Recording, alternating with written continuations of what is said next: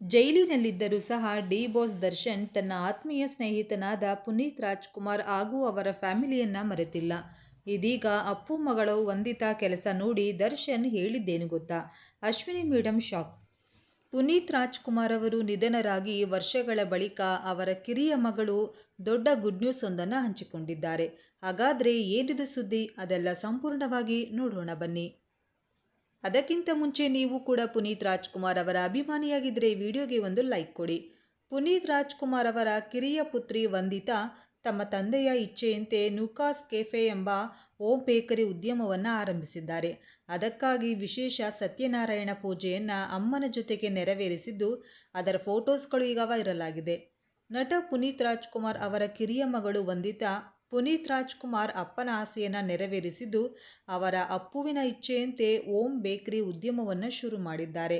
ಇದಕ್ಕೆ ನುಕಾಸ್ ಕ್ಯಾಫೆ ಎಂದು ಹೆಸರಿಟ್ಟಿದ್ದಾರೆ. ಇದೀಗ ಈ ಉದ್ಯಮದ ಪ್ರಾರಂಭ ಮಾಡುವಾಗ ಸತ್ಯನಾರಾಯಣ ಪೂಜೆಯನ್ನು ನಡೆಸಿದ್ದು, ಅದರ ಫೋಟೋಗಳು ಸೋಷಿಯಲ್ ಮೀಡಿಯಾದಲ್ಲಿ ವೈರಲ್ ಆಗುತ್ತಿದೆ. ಈ ಫೋಟೋದಲ್ಲಿ ಉದ್ಯಮ ಆರಂಭಿಸಿರುವ ವಂದಿತಾ ಜೊತೆ ಪುನೀತ್ ರಾಜ್ಕುಮಾರ್ ಅವರ ಪತ್ನಿ ಅಶ್ವಿನಿ ಹಾಗೂ ವಂದಿತಾ ಅವರ ಅಕ್ಕ ಧೃತಿ ಅವರನ್ನ ನೋಡಬಹುದಾಗಿದೆ.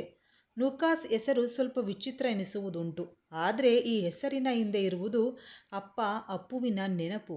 ಹೌದು, ವಂದಿತಾ ಅವರನ್ನ ಅಪ್ಪ ಪುನೀತ್ ಸೇರಿದಂತೆ ಕುಟುಂಬಸ್ಥರು ನುಕ್ಕಿ ಅಂತಾನೆ ಕರೀತಾ ಇದ್ರು. ಇದು ಅವರ ನಿಕ್ನೇಮ್. ಇದೆ ಹೆಸರನ್ನ ತಮ್ಮ ಬೇಕರಿಗೆ ಇಟ್ಟುಕೊಂಡು ನುಕಾಸ್ ಅಂತ ನಾಮಕರಣ ಮಾಡಿದ್ದಾರೆ.